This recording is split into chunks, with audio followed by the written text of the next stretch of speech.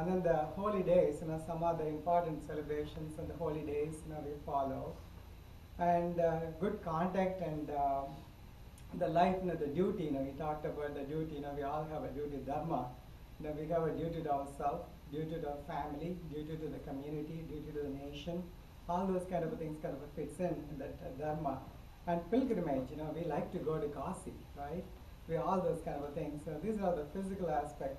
And then the traditional celebration, like we follow, like a whole our life we take, start from the birth, naming ceremony, head shaving ceremony, first feeding, and ear piercing, and learning, and first learning aspect of it, and then the coming of age and marriage, death, all those kind of things is kind of a celebration. These are all the physical aspect that kind of differentiates us from the rest of the, the Hindus from the rest of the followers. And then the behavioral principles and good contact, and then the home worship, every day, like every Hindu house has got a place of worship in their house. And then the talking about the religion, we love to talk about the religion, that is something kind of behavioral aspect of being a Hindu. And then we like to study, whatever book, like so there is a book available in religion, we like to do that. We like to read, what is going on. If there is a spiritual master or somebody comes to the temple or anywhere, we like to go and listen to him. All this is kind of a behavioral principles. These are the things kind of basically, gives us some aspect of recognizing a Hindu. I just try to answer all the questions we are talking about. And then, I looked at, India, being a big country, there are so many, people and the laws and everything. I looked at the Constitution, Indian Constitution, or some Supreme Court definition. What is the definition of the legal definition of the Hindu? Okay, that is kind of important. Okay, when they like to enforce the law, that is very, very important. Everybody can claim that, oh, yeah, I'm a Hindu, but legally, what is considered as what the Indian government considers as a Hindu. So I just looked at that. There was a formalized judicial definition of a Hindu beliefs to legally distinguish Hindu denominations from the other religions in India. One is the acceptance of Veda with reverence as the highest authority in religious philosophic matters, and acceptance of the reverence of Vedas by Hindu thinkers and philosophers as the sole foundation of Hindu philosophy.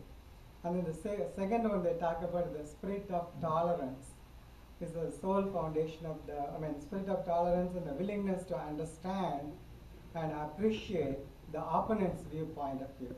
So that is also a kind of a legal definition. It's kind of very interesting to see.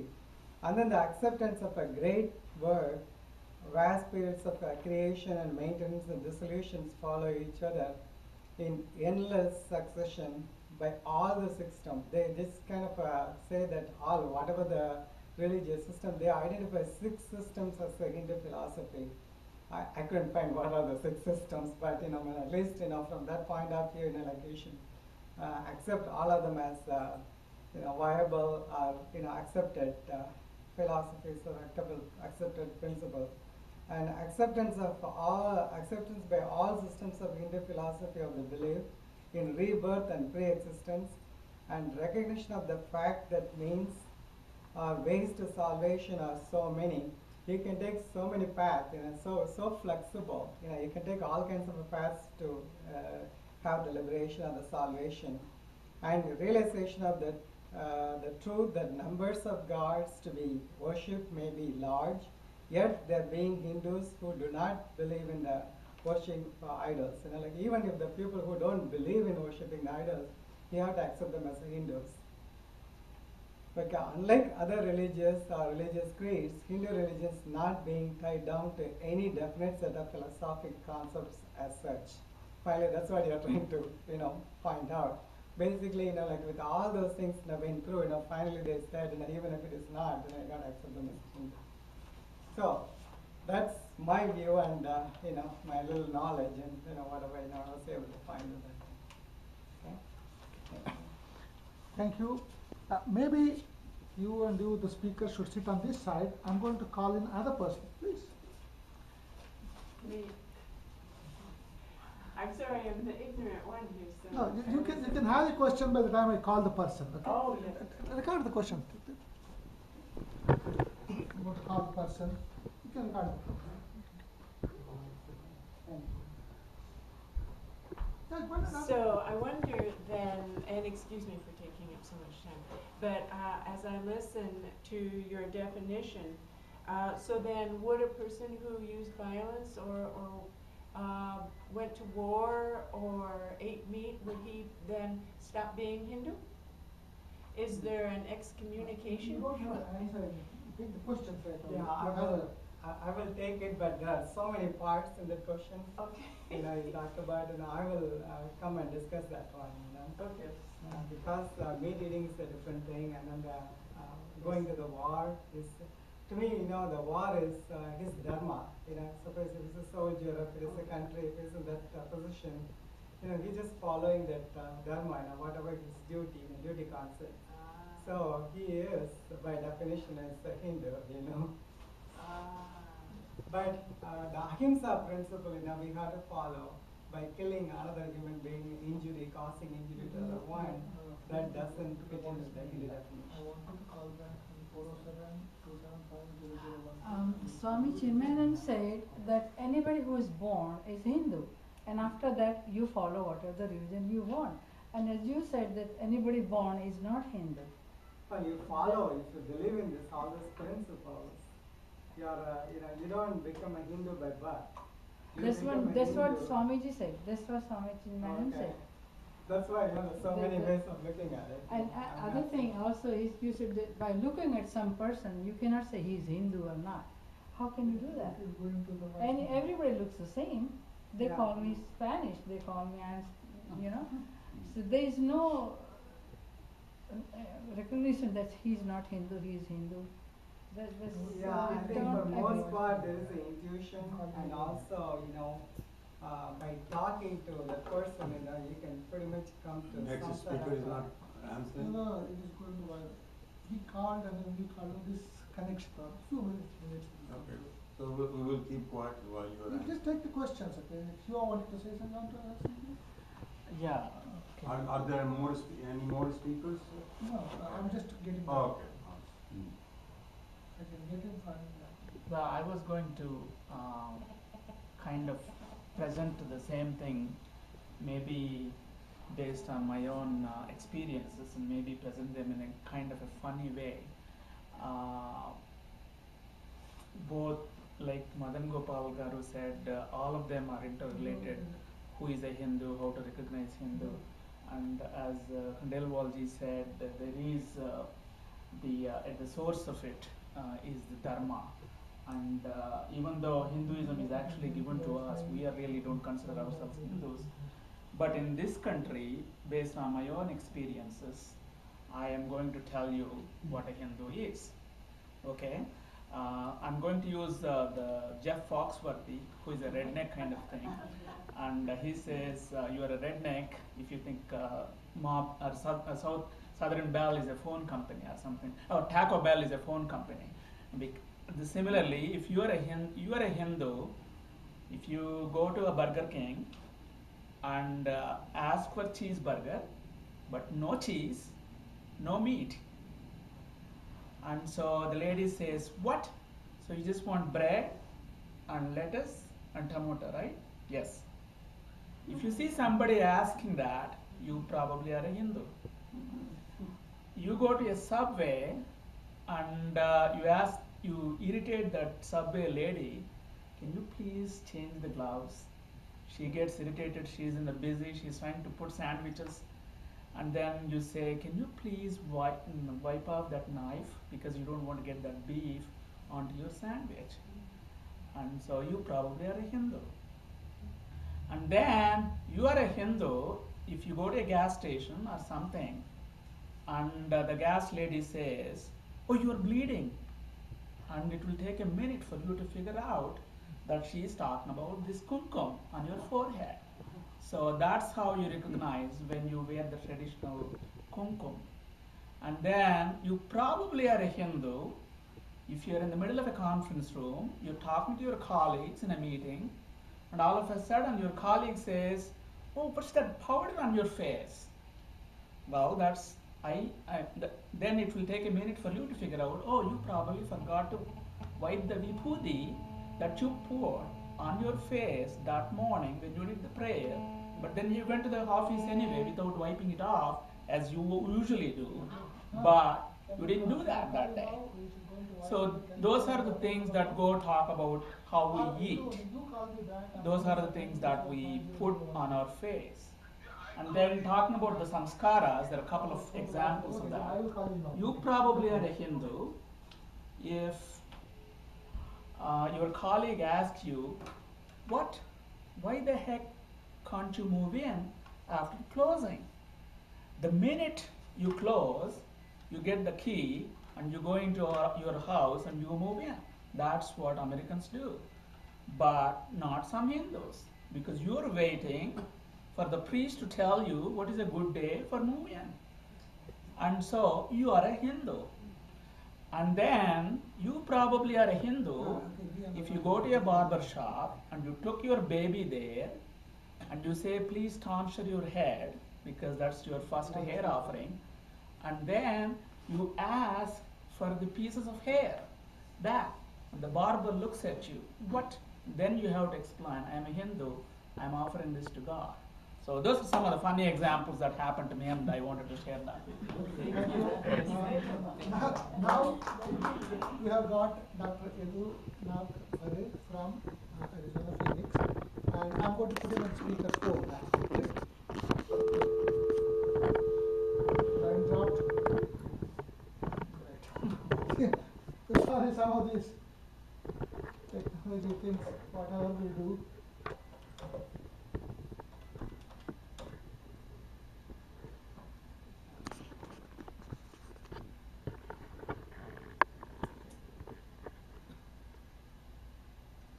Okay, the line dropped. Okay, I'm putting you on the speaker 4 now. Hello, can you hear us? Yes, Okay. I can hear you. So can you hear the person speaking? Okay, I'm going to put you the speaker. Now you go ahead, keep talking. I'm going to put the amplifier or whatever is the thing here. Okay, go ahead. Okay, Here you have got 20% audience, all were intellectuals. Okay, and the gender Okay. mix also. Okay. okay. Who is in the audience? Dr. James Khandelwal, Madan Gopal, Dr. everybody. Everybody. Okay, there are several papers, and there is a good gender balance. Okay, don't worry about that part of it. So be Okay. okay. Go ahead. Okay, here is my understanding of, Dr. B.V.K. Shastri has asked me a few questions, and these are my thoughts. Some of you, most of you already know most of things about it, but these are just my perspective and would like to share. Means when we say Hindu Lakshana, what is a Hindu Dharma, or what is a Hindu identity, how am I a Hindu, and how to recognize a Hindu? These are the three questions B.V.K. had asked. If we look at it from historical perspective, or the way what we have always followed, normal accepted, if your parents are Hindu, you are a Hindu. But if we limit just something simple, then it also creates a problem, because then the Vratyastoma and Samskaras were non-Hindus who were born or who were recognized as a Vratya in the society, were converted into Hindu. This conversion goes back at least some of our Griya Sutras times. And if we say, just like, if you're born in America, you're America. If you're born in Hindustan, then you're a Hindu. Then what happens to the people who are outside Hindu? It doesn't really work. Now, means one who, if we say, if one who adheres to or who observes Hindu law, even this one has flaws, because when you adopt and in the marriages, there is a problem. I think one of the better Lakshana of Hindu is Pramanya Buddhi Vedeshu Sadhana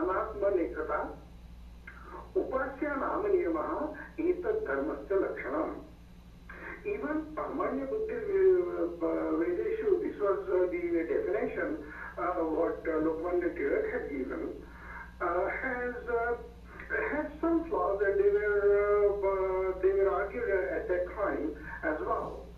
And one of the main things is what is the Pramanya, because there is a Veda Vachana.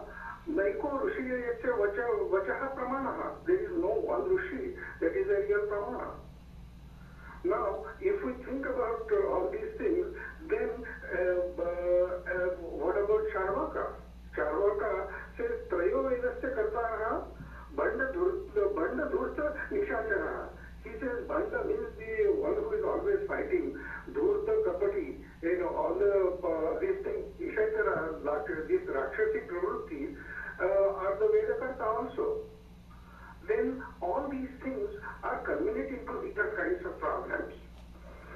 Now, a better definition which also appears further as I came across, Loka Yatartha Meva Dharmasya Niyamah Krutaha Uhayatraya Sukhodaka Iha Chaiva Parataracha. Means so that the one who observes the niyama and they were created and those niyamas were observed by the people were called as Hindus. And this was probably one of the more vyapaka or the more liberal lakshana, the definition, as I have come across, and I'm sure most of you may have a better one than this one. Other than this,